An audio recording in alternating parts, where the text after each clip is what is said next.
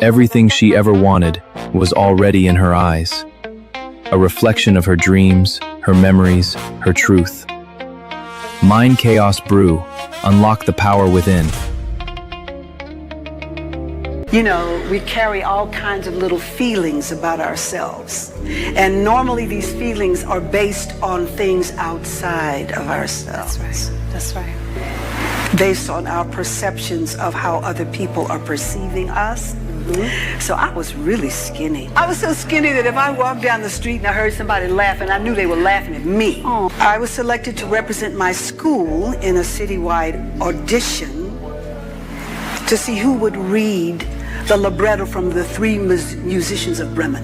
Well, I had never stood in a spotlight before. I looked up and there was this spotlight, and it was so bright I couldn't see anything in that hall but that light. So I stood and I talked to the light. All night long I talked to the light. And when the program was over and mothers were coming to retrieve their children, I heard one mother say to another, "Oh, there she is. There's the little girl who spoke so beautifully. Isn't she beautiful?" And when I heard that, I thought, when I grow up, I'm going to be an actress and play in the light and be beautiful all the time. But what I didn't understand and wouldn't articulate for many years was the beauty that I had experienced, and I really did feel beautiful talking to the light. Right. It didn't have anything to do with what I was wearing or what I looked like or how my hair was styled. I was communicating from my heart. Communication from the heart. That's what's beautiful. The milestones nobody claps for. But they still matter. That's right. We celebrate every step. Together, we made it. And we're just getting started. Yeah, let's go. Hello, everybody. Hello, everybody. What's good, fam? Welcome back to Mind Chaos Brew. Okay, now we got some stuff to talk about. Now, the reason why I chose that clip to be today's introduction is because this is a conversation that speaks to true beauty. Hey, Riaz. Hey, Dr. Steele. It speaks to true beauty, right? We are constantly being inundated with conversations that go absolutely nowhere because they're surfactant conversations. They're focused on the present tense, the past tense, the money people have in their pocket, the size of people's bodies, this, that, and the third. All the things that literally don't matter. So today's conversations is for all of the beautiful parents, caregivers, teachers, advocates, and families who understand that progress does not always arrive with a trophy. Sometimes progress is a new word. Sometimes it's tolerating a haircut. Sometimes it's entering a crowded room without becoming overwhelmed. Sometimes it's trying a different food, communicating a need, sleeping through the night, or recovering from a difficult moment a little faster than before. These are the milestones that may not receive applause from the outside world, but inside a special needs family, they can mean everything. So if you are a parent or a caregiver, put a butterfly in the chat. Today, we are celebrating the victories that other people may not recognize. And also, hey, T-Pre, as a addendum, I'm also celebrating the beauty that people do not recognize as well. Stop trying to marginalize people predicated upon your understanding and your perspective. Unfortunately, we don't live in a singular dimension world. We live in a world that is multifaceted, and beauty and needs and progress and participation is just as multifaceted as a diamond. But let's begin. Part 1. The world loves the standard timelines, right? Children should do this by this age, say that by this age, understand this by this grade, and behave this way in this environment.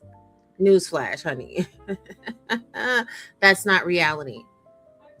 Children should do this and that whenever they are comfortable to do this and that. And special needs parenting teaches you quickly that development is not a race conducted on one straight track. Every child has a unique nervous system, communication style, sensory profile, strengths, challenges, and pace.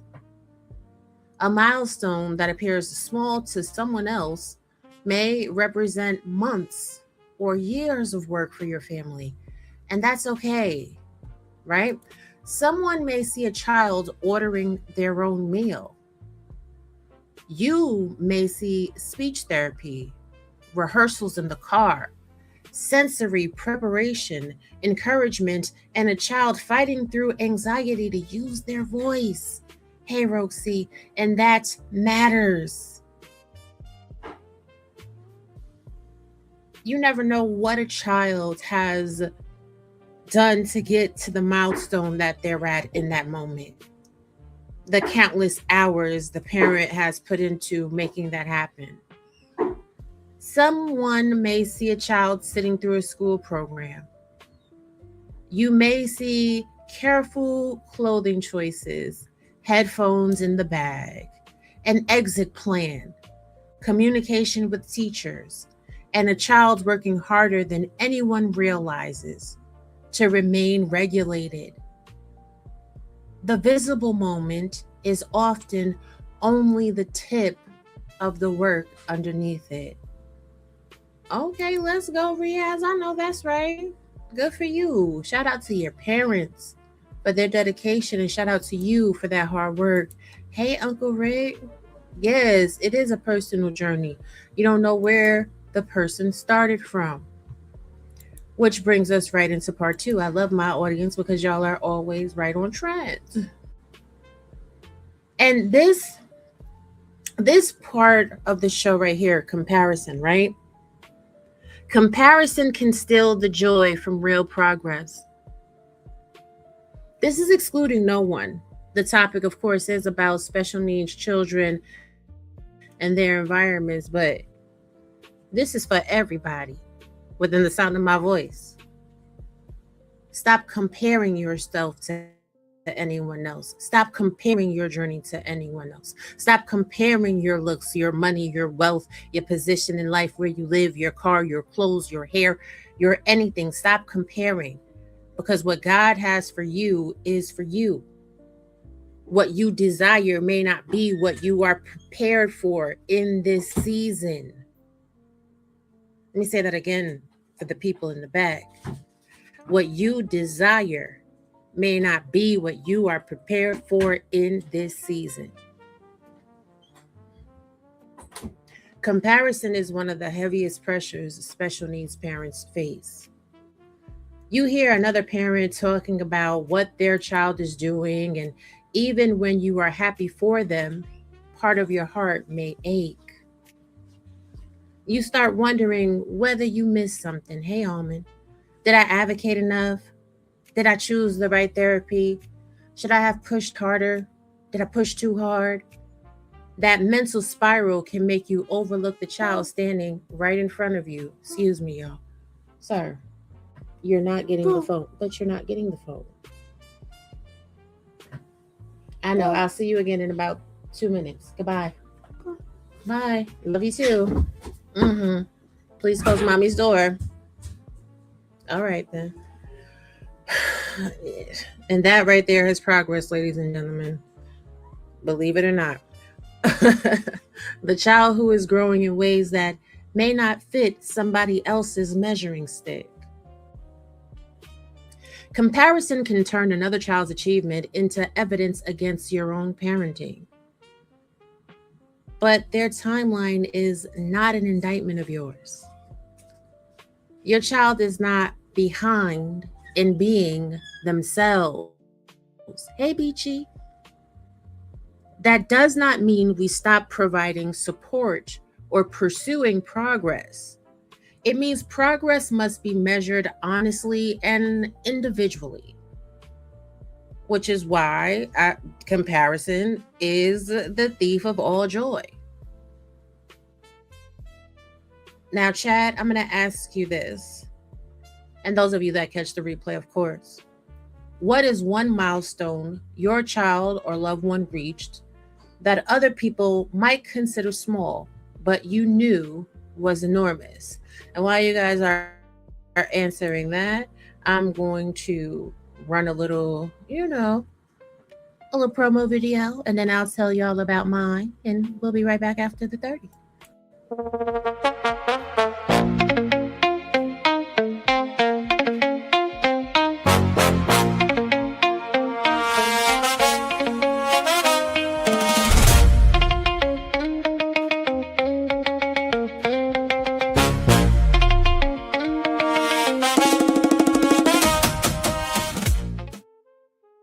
Please be sure to support the content.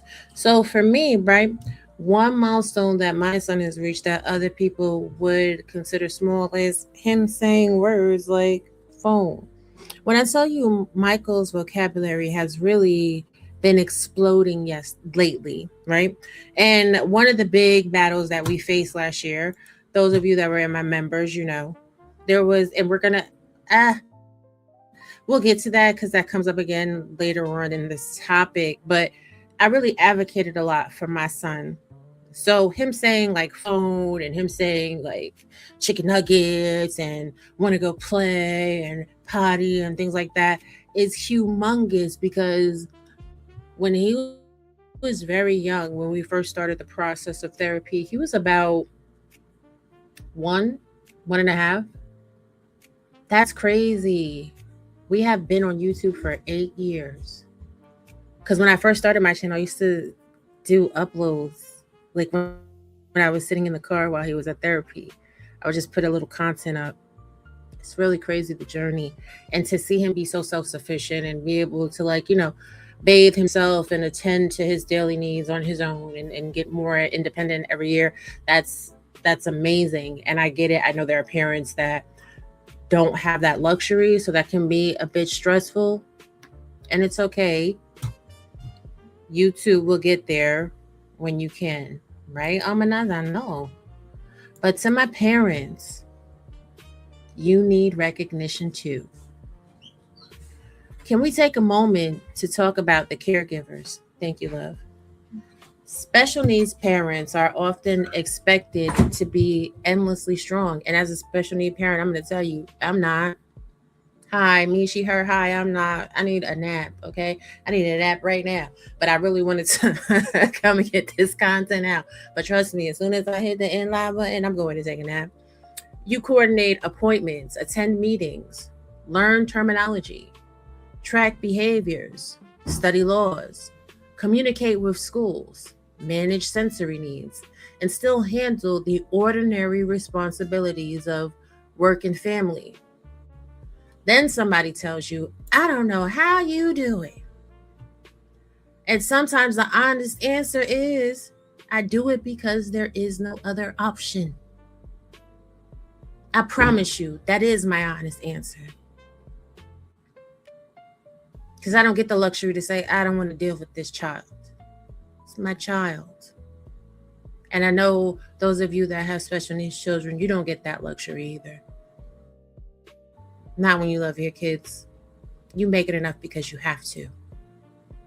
But strength does not mean you're never exhausted. Faith does not mean you never become frustrated. Loving your child deeply does not make every day easy. You can adore your child and still grieve the support your family should have received. You can be grateful for progress and still be tired of fighting institutions for basic accommodations. You can be a devoted parent and still need rest. Caregivers deserve care. That is not merely another item added to their to-do list. Self-care cannot always mean purchasing something or taking a vacation. Sometimes self-care is allowing yourself to say, this is hard. I need help. I cannot solve everything today. I'm still a good mother. I'm still a good father. And if no one has told you lately, I see the work you're doing when nobody is watching. Which brings us to our next topic, the IEP table. Now, this is something that I deal with in my real life. Those of you that know me in real life, if you know, you know. For many families, the IEP meeting is where love has to learn policy language. And as I said before, those of you that were in my members last year, honey, I had to take on the whole Little Rock School District to get myself ABA therapy accommodations in the classroom. And baby, when I tell you, I learned all the laws. I paid a lawyer, fired the lawyer, got another lawyer. Okay? You enter the room as a parent, but suddenly you must also become an advocate, a researcher, a negotiator, and a record keeper. Honey, you got to keep all the emails, all the text messages, log all the phone calls, record all the meetings, honey, because you may have to pull that up in literal court to get your child the things they need. You're surrounded by so-called professionals discussing data, services, goals, minutes, behaviors, placements, and accommodations. And in the center of all that paperwork is your child. And they're putting your child on a scale like, oh, well, your child is not doing this, that, and the third. And you're like, but that's still my child. Well, your child is doing this, but my child doesn't do that. So there's something that needs to change in this environment to not evoke that behavioral response. And they're the professionals and they should know how to, but no one is more of a professional about your child than you. You are the subject matter expert. You. I need parents to always remember that you are part of the educational team. Your observations matter. Your concerns belong in the conversation. You can ask questions. You can request clarification. You can take notes. You can ask why a service is or is not being recommended. Advocacy does not require hostility, but it does require preparation and persistence. Bring examples. Document patterns. Ask for measurable goals. Follow up important conversations in writing. In writing. In writing. Yes, and diligence. Most importantly, keep bringing the conversation back to the child's actual needs. The purpose is not to win a meeting. The purpose is to build access. Because you're never going to win a meeting. Like the win is your child not needing the meeting anymore. So it's all building blocks to get your child to a place that they no longer require an IEP. Celebrate without turning your child into content. Now, this is super important to me. Those of you that know. You guys have always known my child has autism, but you very rarely see my children. You very rarely see my son. You very rarely see my daughter. I love my children. I'm very proud of them. They're very cute. They're adorable. They are not content.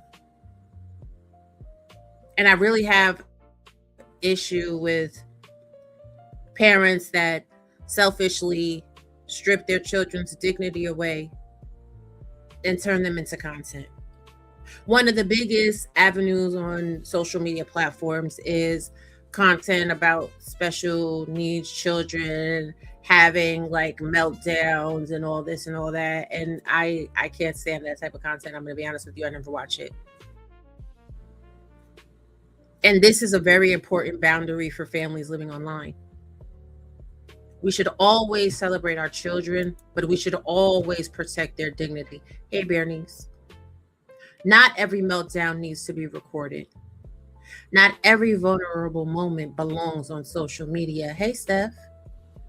Our children deserve a story that is bigger than their hardest days.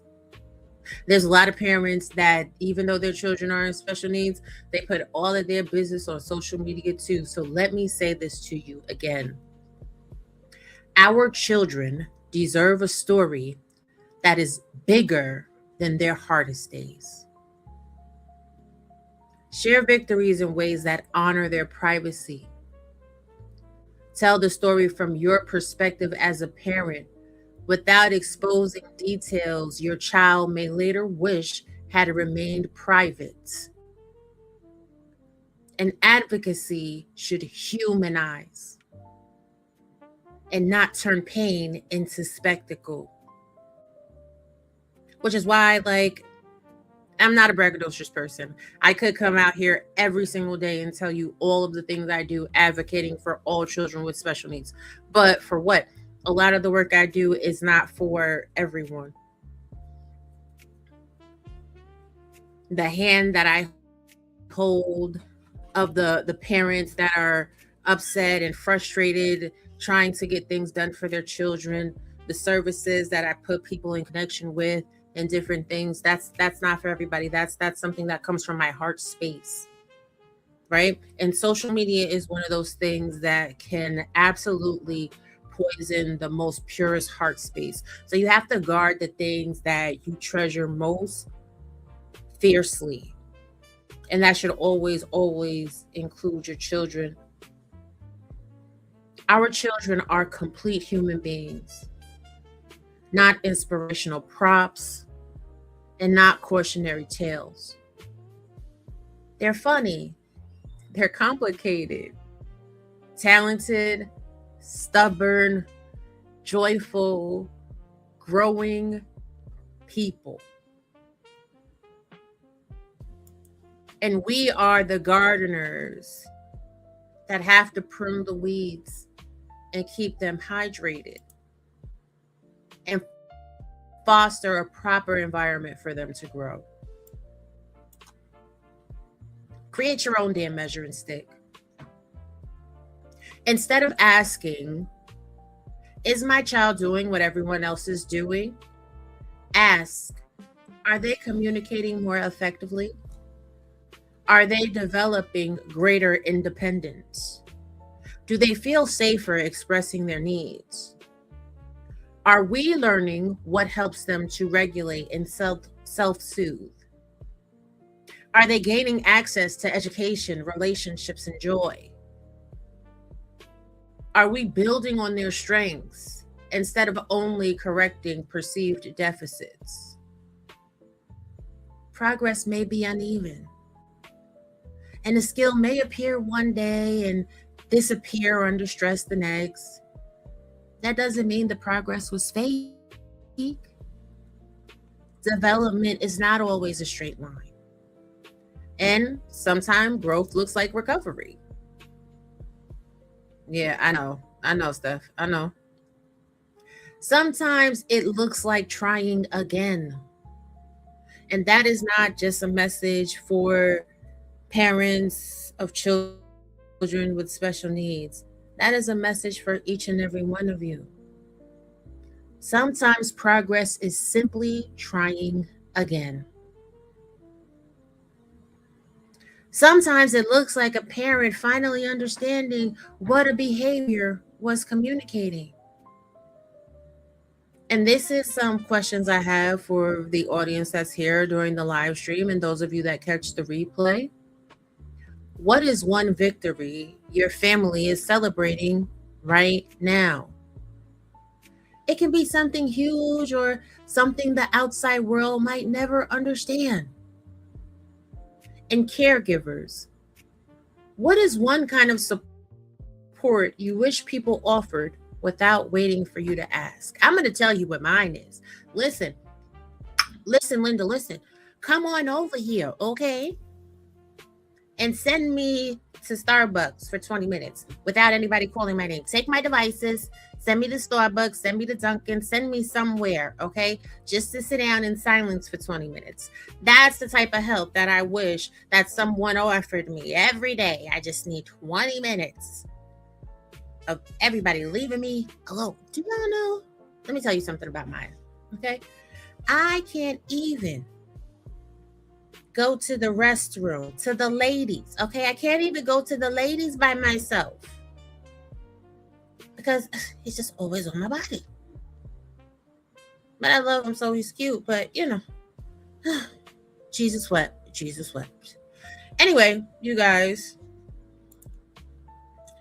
I want to thank you guys so much for joining me. Again, these live streams are going to be pretty short. I'm going to try to save our longer live streams for the weekend. But during the week, y'all know I'm in school right now. And I have business law textbooks to read. Let me tell you something. Yesterday, I sat in my office from like 10 o'clock in the morning to 8 o'clock at night, just reading and reading volumes of text and getting papers done. Because, honey, this weekend I'm going to see Spider-Man. So I'm not doing no homework on the weekend. All right? So I'm trying to get everything out the way early. That's the way I'm clapping for my milestone in this season, okay?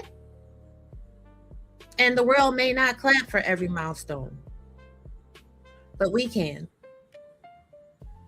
We can celebrate the first successful haircut, the new food, the complicated assignment, the completed assignment, the communicated boundary, the calmer transition, the brave entrance into an overwhelming space, and the parent who got through another difficult week. No milestone is insignificant when you understand what it required. And to every special needs parent and caregiver watching, you do not have to minimize your child's victory because somebody else's reached it differently. Celebrate it. Document it for yourself. Honor the work behind it. And then keep moving forward with faith, advocacy, patience, and love. If this conversation encouraged you, like the live, share it with another special needs family, and subscribe to Mind Chaos Brew for more honest conversations about family, faith, resilience, and autism advocacy. The milestones nobody clapped for still matters. And today, we are clapping. Hey, Lauren, you're gonna have to catch the replay, baby, because we are up out of here.